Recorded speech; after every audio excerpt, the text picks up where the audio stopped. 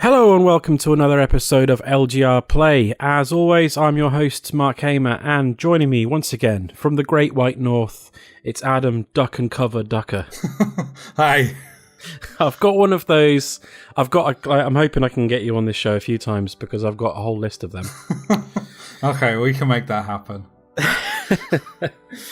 Now, I thought it was appropriate because you do an excellent podcast called Joypads for Goalposts. Sure do. Where you and your friend Chris are trying to rank every football game ever made. It was 637, but then I've known of at least 4. The independent games don't help it. People are bringing out games every week at this point. So I thought, seeming as you already do a sports game podcast, you'd be the perfect person to help me come up with 5 sports video games for lapsed gamers. Trying to stay away from the traditional FIFAs, Maddens, NHL, games like that, where you kind of need to know a decent amount about the sport already, and even then they're not like the easiest games to play, or at least the easiest games to be competitive at that. So we thought we'd try and come up with some more casual or more left field interesting sort of video games. I think that's fair to say.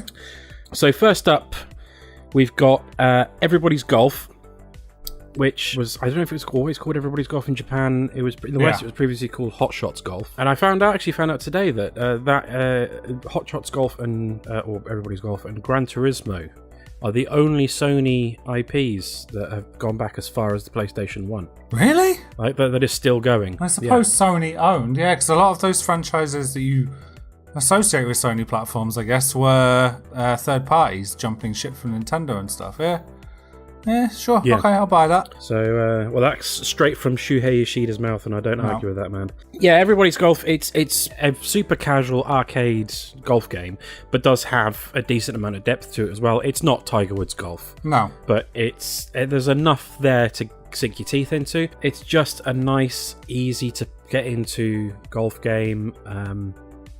Cutesy graphics, cutesy music. It's just a relaxing and fun to play.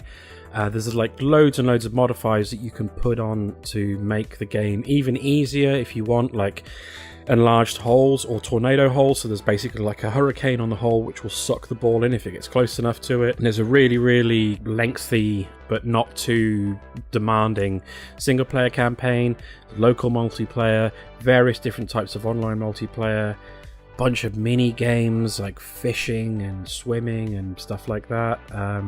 It's just a really, really charming little golf game. Have you ever played any of the previous ones? I played the one on the Vita. Yeah. So played quite a bit of that one.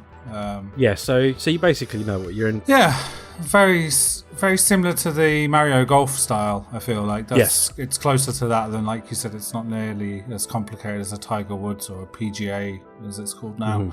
Mm-hmm.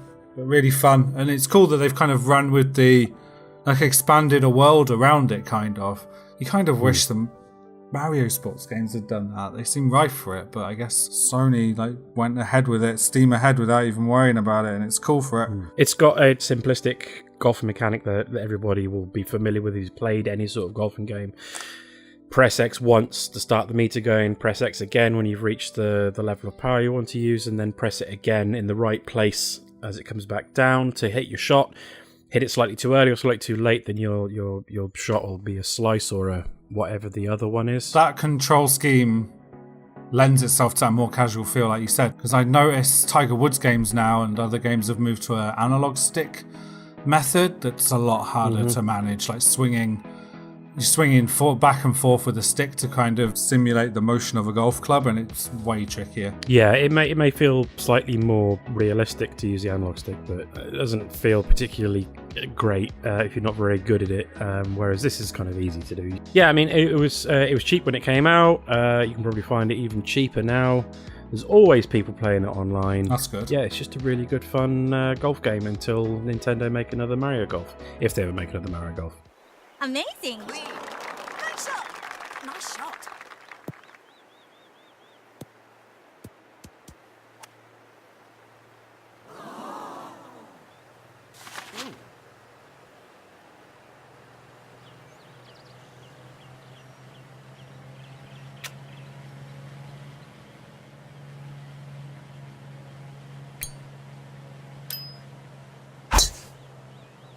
All right. Nice shot.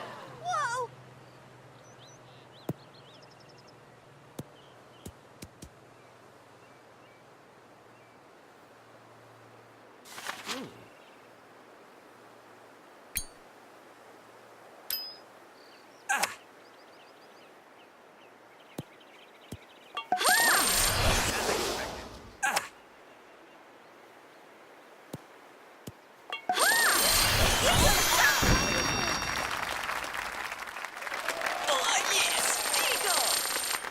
Wonderful. Right then, next up, Sports Friends. Sports Friends is not a game, it's a collection of 4 indie games made by different developers, if I remember correctly. I mean, the first one of these I ever heard about was Johann Sebastian Joust, and it was just a PC game that used the PlayStation Move controllers at a time when no one was using the PlayStation Move controllers for anything else. I have this, that's the only one of these 4 games I haven't played, because I don't have a Move controller, although apparently you can use the DualShock 4. Yep. Have you played it? I am. I'm actually lucky enough to have played this in quite a unique environment. Maybe 5 years ago, there was a History of Video Games exhibition at I think it's the Ontario Science Museum out here. Right. And they actually had an entire dark room cordoned off for Sebastian Joust. Maximum number of players, so like 8 players and stuff. And thankfully, there was quite a few of us. Like we went with a group of friends and stuff, so it was pretty fun to play. Surprisingly tense. Like you're trying to hold your Move controller still whilst also knocking other players' Move controllers to lose. So it's kind of this. You've got to twist your body and find like centers of gravity that you wouldn't be usually trying to find to like knock over people's Move controllers while still keeping yours still. I'm not ashamed to say I won. I beat 6 of our friends, and then there was a kid playing. And I think there was a general feeling in the room that I should have let the kid win, but I didn't. And in the end, You're a monster. He was kind of backed against a wall, and I just let, because it's based on the number of times you can knock somebody, and because I was significantly taller than him, he was kind of backed against the wall, and I just leant my arm over and like flicked his Move controller like 4 times, and he was out. Oh, and I didn't feel you're bad. a terrible person. Hey, it's all about winning. Yeah, it is, yeah. It's a kind of unique game in that it's based only really on sound and light. Like, there's nothing on the screen, is there, when you're playing it? No, nothing at all. You don't even need a screen. I didn't see a screen in the room we were playing in. I'm not even sure where it was. No. It's all just based on sound and movement and the light on the top of the PlayStation Move controller. So yeah, that's a very unique, interesting game. As is Super Pole Riders. Yeah, this is probably my favourite game in the collection. Yeah, this is the one that I've played the most. So Super Pole Riders is basically you've got two people or 4 people, 2 on the other side, facing off against each other with pole vaulters, and then suspended on like a cable above them is a ball, and you're supposed to you either like flick yourself up in the air and kick the ball, or you can like push it with your pole, and you're supposed to get it. You're trying to get it to the other end, the opposite end, to score a goal, basically. And what makes it fun, I guess, is the physics. Yes. The way the poles aren't solid, like it's not like a pole vault pole. They're much more. They've got more flex in them, I guess. And then the physics of how you like react to each other, bouncing off each other, just makes it mad. It's really fun in 2-player, but get any more than 2 players, and it's even more fun. Just a really fun game. It's simple as well. Like that's one thing that these all kind of share. It's super simple. There's no getting the ball like stuck under anything because it's on like a suspended rope. It's just really fun and stupid. Like I absolutely love it. It's also probably the one I've spent the most time on. Yeah, likewise. But that's not to say anything bad against the other games. I mean, no. Next up, there's Barry Ball, which is sort of like Smash Brothers meets basketball. Yep, that's the simplest way to describe it. Yeah. So you've got there's a ball in the air. Like the map is divided in the map. The screen is divided into like 2 colors, and you've got to grab the ball and dunk it in the water on your side while stopping the other player from doing the same thing. But as well as like grabbing the ball and dunking it, you can also do like punches and kicks. Yeah. In a very Smash Brothers style way. So it's basically like simple button inputs and based on what direction you're pushing the stick in. And it's just really fast and frantic and kind of hilarious. There's a certain similarity between this and like Samurai Gun or Towerfall Ascension. Yeah, it's kind of just an interesting little twist on a kind of basketball sort of game, throwing in Smash Brothers style fighting game elements as well. Yeah. It's a lot of fun. And the final game on the Sports Friends collection is Hokra, which is like ice hockey meets I suppose like King of the Hill sort of thing. It's like there's a mode in Mario Kart where you pick up the shine. Yeah. And you have to hang on to it. Yeah. And other people are trying to stop you from doing it. It's like that, but like super blocky ice hockey where you grab the puck and you take it into your coloured area and you're trying to keep hold of it whilst the other players are trying to barge into you to take off them and take it to their corner. Again, it's like really, really frantic and hilarious. We should probably point out that none of these games as Sports Friends have, at least on PlayStation, they don't have online. No, it's all local, yeah. It's all local co-op, but it's the sort of thing that you wouldn't want to play online. It's the sort of thing that if you can get a group of friends together in a room and play together, you'll just you won't stop laughing. Yeah. With any of these, especially Super Bowl Riders. Yeah, they're just funny. Great games.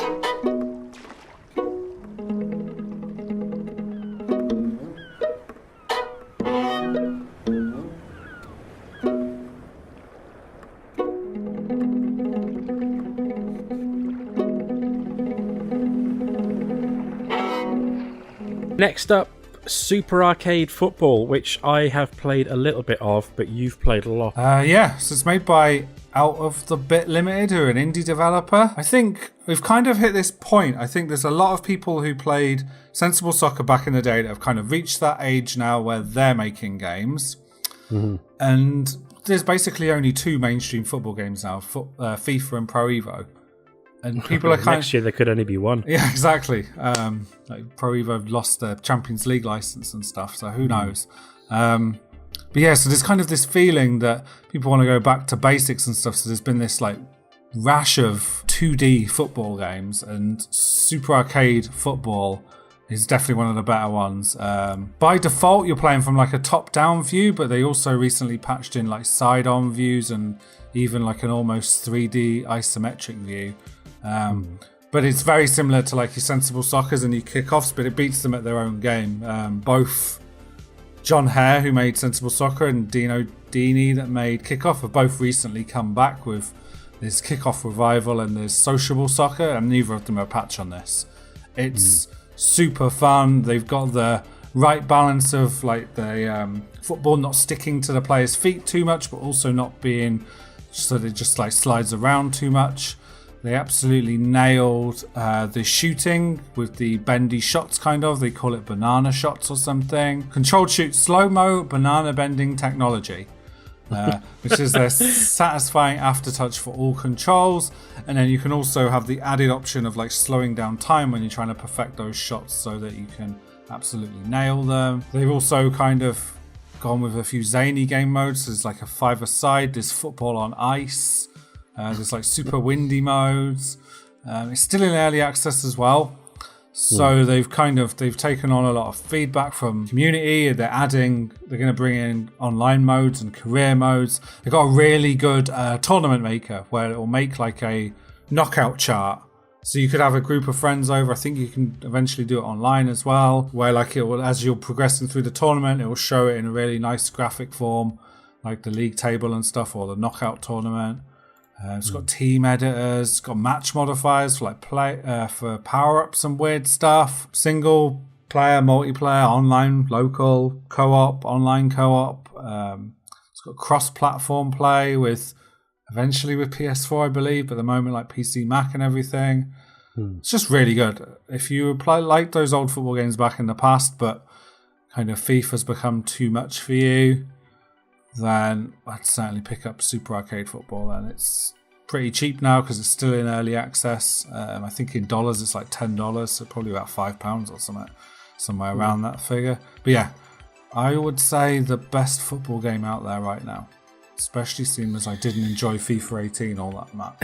No. I played this. I've got it on Steam. I haven't played it in ages, but I played a bunch EGX a couple of years ago, and it is a 90s style football game in every sense. In that, not only does it look like a 90s football game, but it is filthy. Like the tackles are crunching. Yeah. Like I played a bit with Kev, and I'm surprised he didn't murder every player on the pitch because some of those you can feel the tackles. Yeah, but that's kind of what those games were like. Like sensible soccer, you'd only really get a foul if you tackled somebody blatantly from behind. Otherwise, everything else was kind of fair game. Yeah, basically, yeah. So yeah, like it used to be. Yeah, back in the day. Yeah. Back in the day, back when football was real. Yeah, exactly.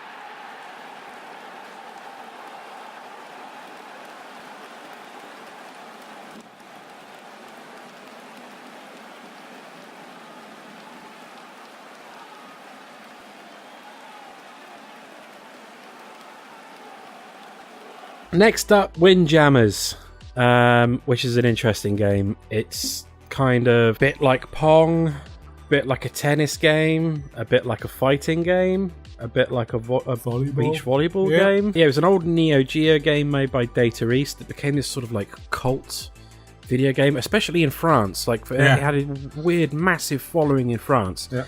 And there were rumours for years, mainly fed by the people over at Giant Bomb, like pushing for someone to remake or do an official port of Windjammers, and for years nothing happened. And then .emu, who I think are literally just an emulation company. I'm pretty sure that's all they do. Yeah, they put out it is the original game, but with like online play and things like that put in on PS4 and Vita last year. It's really it's kind of weird to describe it. It is basically like an extreme frisbee game. There's an umpire at the side. He'll throw the frisbee to one of the two players who are facing either side, like a top-down sort of game. And then you basically throw the frisbee back and forth until you manage to get it into the goal behind the other player. But then there's more to it. There's like bending shots. You can throw the frisbee up in the air and down behind the player. If you catch it just right, you can like stop the frisbee dead, throw it up in the air, and then like charge up a special move, which is where it starts to come into kind of a fighting game element, because it's like quarter circle turns and hitting square and things like that, or pushing in a direction and hitting square or whatever to charge up particular shots. There's a lot of depth to it, considering it on the face of it, it's a really simple game. Yeah, it's one of those, I think that's why it's kind of ideal for like laps game, like you can come in and out and it's still pretty simple to pick up. But then if you want to put that more time in, like if you do get into it and you want to spend your limited time with it, you can get pretty invested and get pretty good at it. Like you said, all those flipping up combo stuff's pretty hard to pull off. But when it does, it's satisfying. And there's a few copycat games out there as well. I think there was one in particular called Disc Jam, which got put out on PS Plus a while ago, which isn't bad. But it's Windjammers is like the purest original version of it. And some people take it super seriously to the point that it is at EVO this year, which is kind of insane. Because it's not really a fighting game. It's at EVO as one of the like official games, or just? It's at Anime-evo. Yeah, it's at Anime-evo along with some of like the more sort of niche fighting games. I think there's like a Sailor Moon fighting game and stuff like that. That's out there. But it is like there are official Windjammers tournaments again. Mainly in France, but people take it. People do take it super seriously. But it's really simple to get into, but kind of difficult to master. There's different types of players. Like you select a player like you would in a fighting game, and they have a different balance between speed and power. There's a character that will suit every play style. It's just really, really good. Yeah. Super fun. I wish it had come out to more platforms because it's only available on Sony platforms at the moment. Yes, yeah. If you do pick it up and you happen to have an arcade stick, like a fight stick, that is the way to play it as well. Like it just feels really. I've been playing on an arcade stick, and it just feels really, really natural to play that way. But it's totally doable on a controller.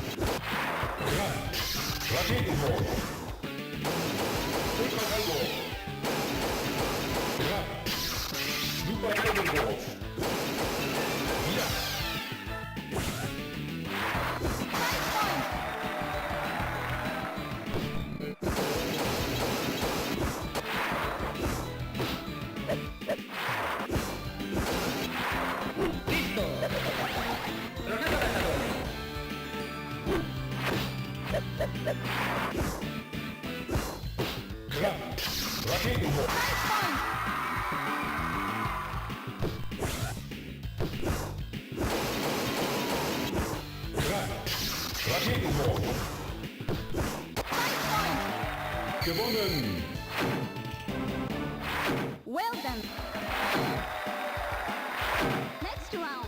Finally, we couldn't really complete the list without mentioning this. Rocket League. Everybody's played Rocket League, right? Or at least everybody's heard of Rocket League. I would have thought so. It's one of those games that was, when it was on PS Plus, everyone was playing it. And I think that's slowly trickled down as it's got each subsequent release. Like it came to PC, then like a year after it came to Xbox and everyone went crazy, and now it's on Switch and everyone's crazy for it. Yeah. So yeah, I think everyone's heard of it. It's one of those games that's kind of entered the nebula so that everyone knows it. If for anyone out there who somehow has managed to get this far through the life without knowing what Rocket League is, it's basically a football game but with cars. Remember those really dumb segments that Top Gear used to do? Yeah. It's that, but good. Yeah, you're like you drive a remote control car. I think the official canon is there's no one in those vehicles. I hope not. They blow up. A little remote control car thing that would like drive around in a 3D arena, and you can like jump and flip. And you're basically just trying to play football. I remember Danny O'Dwyer doing a video when he was over at GameSpot about how he thought this was like the purest expression of football, because if you're playing like FIFA or Pro Evo or something like that, or any other sort of football game, you're controlling an entire team. Yep. Whereas this is just like you are one cog in a team of up to, I think, is it only 3 or is it 4? You can go up to 4 now in the Rocket Lab stuff. There's I forget what they called, but yeah, there's a 4-player mode. Yeah, it's you can have 1v1, 2v2, so on and so on, up to 4v4, and it's amazing. It's really, really fun. It's really, really easy to get into. Again, incredibly difficult to master though.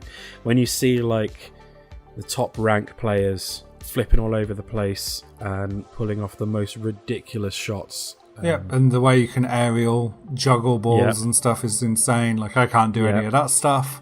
No. But luckily, like 90% of the people who play the game can't do it either. Yeah. So it's not like you're going to get destroyed every time you try and play online. It's only if you are unlucky enough to be drawn against like a team of elite MLG players. Which I found doesn't happen too often. I found usually I don't have the highest rank in it, but I'm ranked against people that are within my kind of rank usually.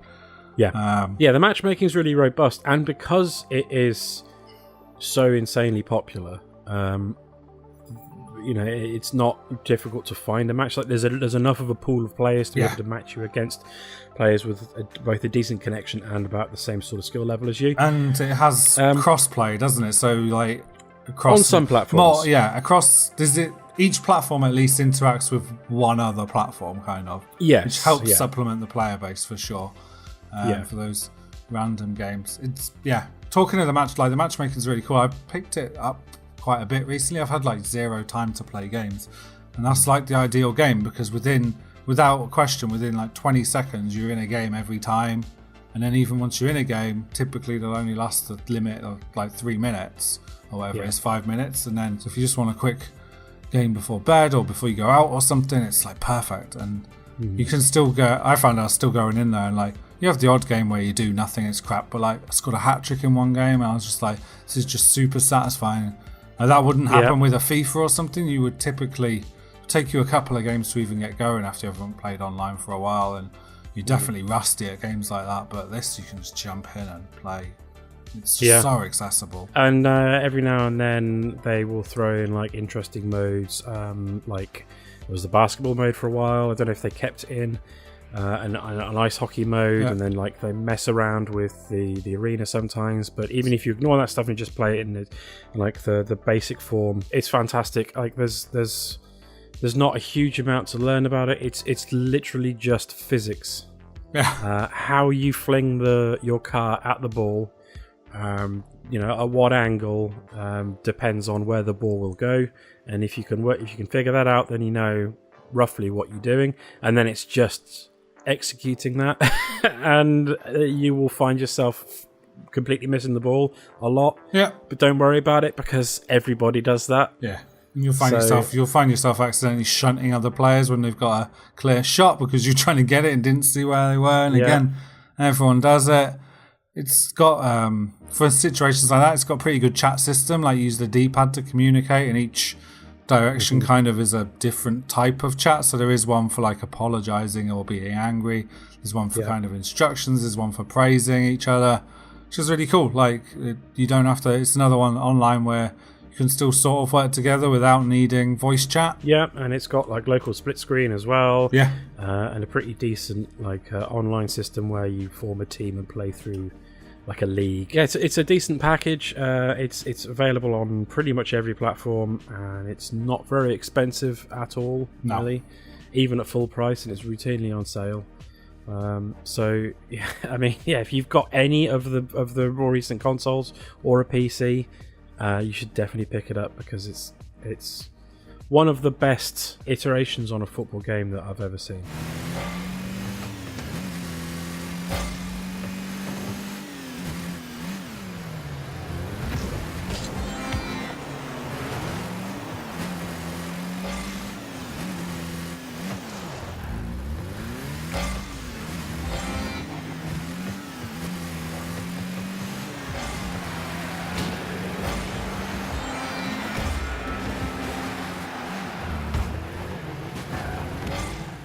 So that's our list in no particular order of what we think is the 5 best sports video games for lapsed gamers. If you've got any other suggestions, if you agree or disagree with our list, then let us know in the comments below.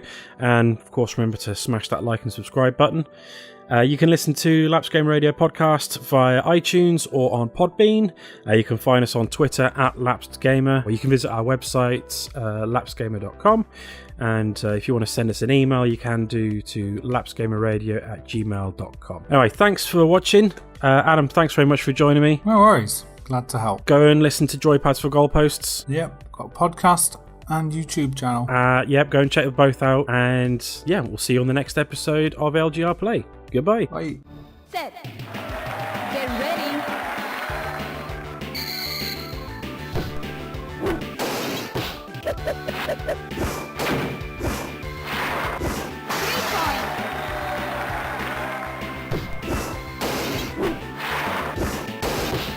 からシュート